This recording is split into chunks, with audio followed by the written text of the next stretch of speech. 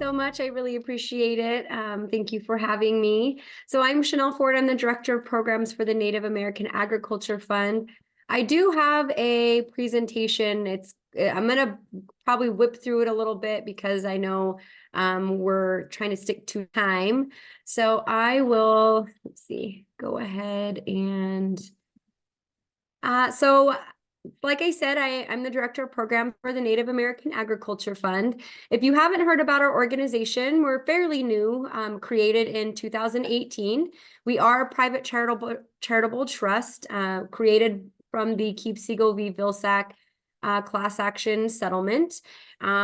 We have information on our website that gives you a whole background of what that settlement ensued, but essentially Native American farmers and ranchers were not being afforded the same rights as white farmers and ranchers, and a conversation happened between the original claimants and the USDA. And so from that came this settlement, and the funds distributed were used to create the Native American Agriculture Fund. So we are a drawdown trust. The funds that were utilized to create our organization they go out strictly to Native American farmers and ranchers across the country. And so we have about, like I said, we're created in 2018. We expire in 2038. So our job is to only exist until 2038, and we're distributing grant funds each year. So that's what we're here for. We hope to create a lot of opportunities in tribal communities and to tribal farmers and ranchers to enhance agriculture in their regions and in their communities. Our mission is to provide business assistance, ag education, technical support, and advocacy services to Native American farmers and ranchers to support and promote their continued engagement in agriculture. So this is kind of just a snapshot here of the amount of funding we had in the from 2019 through 2023. So as I said, we began our funding in 2019. We're in our 6th year of funding.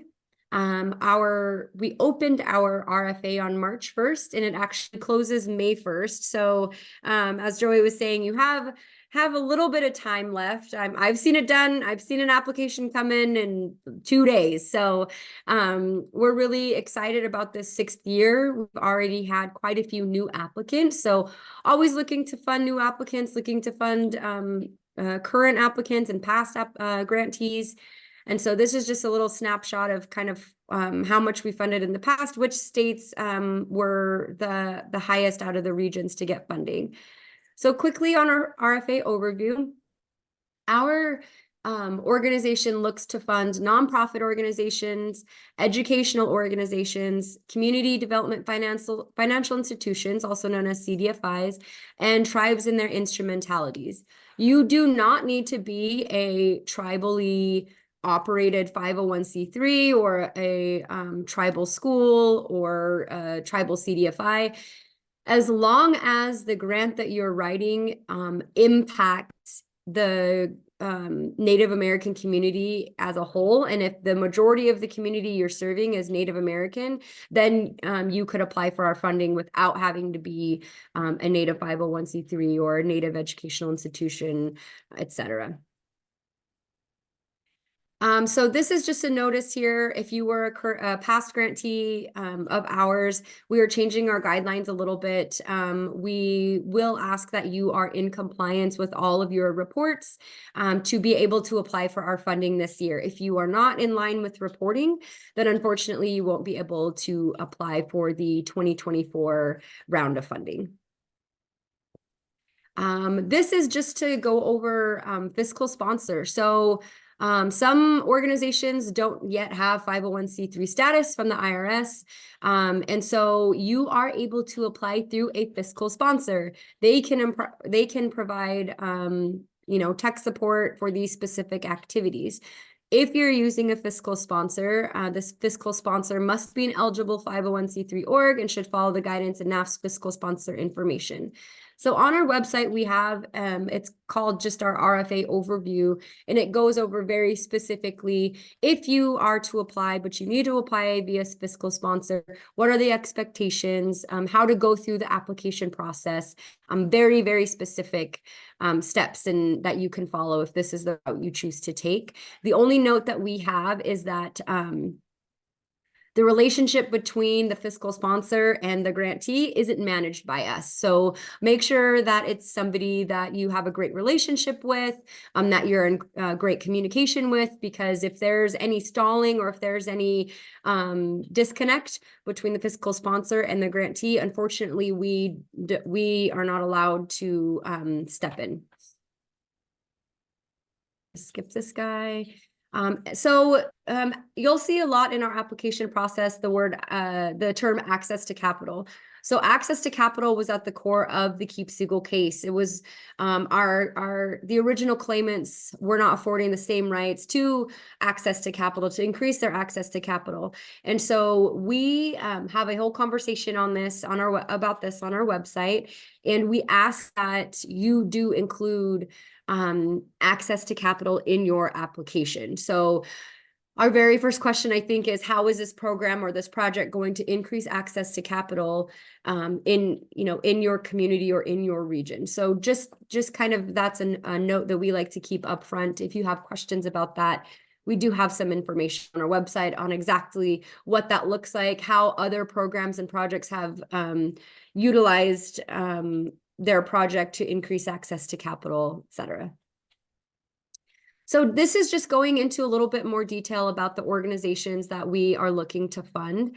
So for 501c3s, the available pool that we have set aside is $1 million. The minimum we're asking that you apply for is $100,000. The max amount you can apply for, put in your actual budget request, is $200,000. And so we focus on business assistance, ag education, tech support, and/or advocacy services. Each year, our organization, we reach out to farmers and ranchers and agriculture communities, and we ask them the question of what's needed, what would you like to see funded? What are areas that are lacking funds? And so once we get that information, we create what's called a special focus or a special emphasis area. So this year, we're focusing on climate and regenerative agriculture purposes. So if you were to apply as a 501c3, or say you're applying as a tribe, you could apply for our general funding as a 501c3.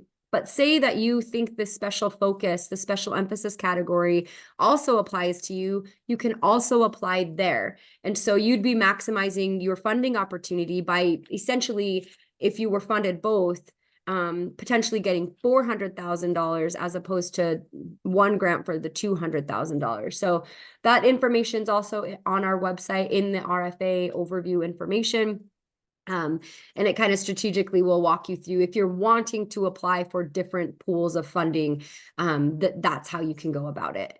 So educational organizations, the available pool we have here is $500,000. The minimum amount we ask that you put in your application is $75,000. The maximum amount is $150,000. So we have partnered with University of Arizona, Washington State University. We partnered with oh my gosh, I'm going to forget the name. They're in North Dakota. They are a tribal college. But what these organizations were doing, essentially, these educational organizations were creating agriculture curriculums and agriculture focused classes that would impact their agriculture field for students that were attending their university, or they were able to partner with a local entity to provide this sort of curricula to them, and then that entity would then bring along individuals to participate in that curricula. So you can get pretty creative with it. If you apply as an educational institution, you can also apply for the special focus, the special emphasis area that I just shared. So the climate and regenerative ag practices, essentially you could apply for general funding as an educational institution and apply for a $150,000 grant. And then you could also apply for the special emphasis category here in climate and regenerative ag practices, and you could apply for up to $200,000. So realistically, if you got funded for both, then that could be $350,000 that you would be able to be awarded. The next thing we have is, this is just a note that we're sharing with people that are applying under the educational arm. So just a reminder, it's a broad definition. So this covers educational institutions, covers tribal colleges and universities, so TCUs, Native American serving non-tribal institutions, and other institutions. But the other institutions must have history and experience in serving Native farmers and ranchers. And we also are funding Bureau of Indian Education, so BIE schools. And then also further recommendations, FERTEP involvement required at universities with the agents. So I believe it's University of Arizona, the programming that they utilized, they ended up collaborating with FERTEP, and that's how they went about distributing their project. We're interested in investing in programs that provide info and guidance to Native youth that are interested in choosing food and ag as their future career choice, as well as specifically reaching out to Native students who attend these schools. So for the first time, BIE schools specifically will be allowed to apply for funding.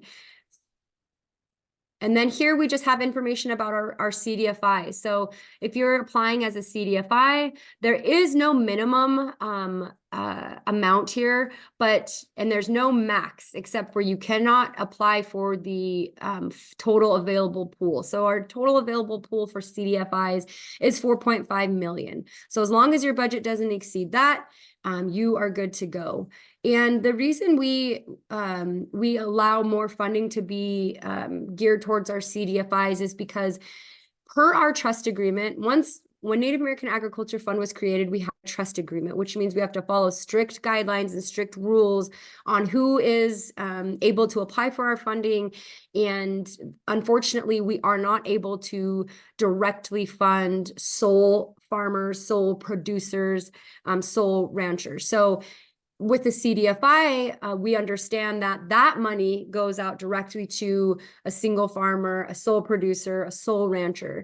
So we amp up the amount of funding that's available to our CDFIs because the impact looks a little bit different, and it is able to assist with sole producers. So also here, there's two special emphasis areas. So there's the climate and regenerative ag practices, which is the same for 501c3 tribes and educational institutions. But there's also another special emphasis area that you can apply for. So additional CDFI and native CDFI support. The available pool is $1 million. The minimum we're asking that you put in your budget is $100,000. The max you can apply for here is $400,000. So just wanting to note that. And the general focus here is loan capital, re-granting capital, and technical assistance, business assistance. So a lot of times we see our CDFIs re-granting. We see them, even Occupton is one of our reoccurring grantees. They've applied since 2019. They fund nationwide. They're out of Eagle Butte, South Dakota. And if you're a farmer, rancher, or producer, you can go to them to receive loans, to receive technical assistance. They have a youth program where they teach young, new beginning farmers and ranchers the business and planning your business planning. And so if you are CDFI and you're wanting to focus in that realm, that's awesome. Just some of the examples of past CDFIs. And lastly, we have our tribes. So the focus here, again, business assistance, ag education, technical support, and advocacy services. The available pool is $1 million. The minimum amount we ask that you put into your budget is $100,000. The maximum amount is $200,000. And you can also apply for the special emphasis category here, which is climate and regenerative ag practices. So one thing I want to know, if you're a tribe or instrumentality, if you're an instrumentality of a tribe, that can mean a number of things. So tribal governments, we have the latitude to determine which entities and are instrumentalities of their governments. So we only need proper documentation of that status, whatever that looks like per your tribe. So if an organization wishes to be considered as an instrumentality of a tribal government, that organization must secure and submit an authorizing document from their tribal government. So that specifically states that. And then a statement from an organization other than a tribal government will not suffice for this purpose. Also a note, for tribes, we do require a limited waiver of sovereign immunity. Per our trust agreement, that is something that we can't make any exception to. And what that means is you're basically signing an agreement that covers both ends. It covers NAF's end and it covers your end. And it's just an agreement essentially saying that, during this amount of time for the grant, so if you have a 12-year grant, 12-month grant, that in that 12 months, you'll sign this waiver that says, we will utilize the funding as stated in our grant agreement. There will be no a fraudulent activity with the funding. And we're only staying under this contract per the length of the grant. That's what that's for. That's all it is. It's nothing more than that. But I know for some tribes, they do want their legal counsel to look into that, which is totally acceptable. We allow that. We have our own legal counsel that we're happy if you do apply for our funding, you do get awarded. If you want your legal counsel to have a conversation with our legal counsel, 100% acceptable. You don't need to have a limited waiver of sovereign immunity when you apply for the funding. When you're submitting the application, it doesn't have to come until after, if you are awarded. This just states in here just a little bit more about the sovereign immunity waiver. The final settlement agreement provided the distribution of grants to federal and state recognized tribal governments and instrumentality. We recognize that tribes are immune from suit or action as a sovereign government, and that sovereign immunity is vital to the functioning of tribes and all of its subdivisions and subordinate bodies. The waiver of a tribe's immunity from suit or action is occasionally required when entering into certain transactions. I'm going to go forward. We also have youth programming. So if you are wanting to apply for our general funding, say you're a tribe and you want to apply for general funding and you're wanting to put money towards starting up a bison operation, and you guys are wanting to from then kind of crown off and have a youth programming effort where the youth are able to come in and they're able to learn about what it is to run a bison operation and how the butchering process goes, and just get information on business planning, then you could essentially apply for the general funding, and you could also apply for the youth programming funding, as long as the applications are different. They cannot be identical. So in the youth programming, you can be a 501c3, you can apply as an educational institution, you can apply as a CDFI, and you can apply as a tribe or instrumentality. The available pool that we have for youth projects is $1 million. The minimum we're requesting that you put into your budget is $20,000. The maximum we're asking you put in is $200,000. And again, the deadline for youth and just for the general programming is May 1st. I'm not going to go through all this. Let's see. Just a reminder. So our closing date is May 1st at 11:59. There's no opportunity to edit the application after the deadline. So if you are interested in applying and you have questions, we do have somebody on hand it's grants@nativeamericanagriculturefund.org. I can pop that into the chat later, but they're available to answer any questions that you might have. However, as we get closer to the deadline, the day of, the amount of questions rolling in usually are quite a few. So if you do have questions, please try to get them in before that deadline date. And this is just information about our application. We utilize the tool Foundant. So you will have to create a login into Foundant, and that's where you can access the entire application. I'm going to go through this. Yeah, so this Thursday from 2 to 4 Central Time is our last webinar. You can get more in-depth information on what the programming looks like. If you have very specific questions on if you can apply or what kind of programming or projects can you create, that's what this last webinar will be for. We'll do a brief overview of our funding opportunity, and then we'll just have a whole 30 minutes of Q&A. So whatever questions that you have about the application, that's what we're going to utilize that time for. And I believe I am done.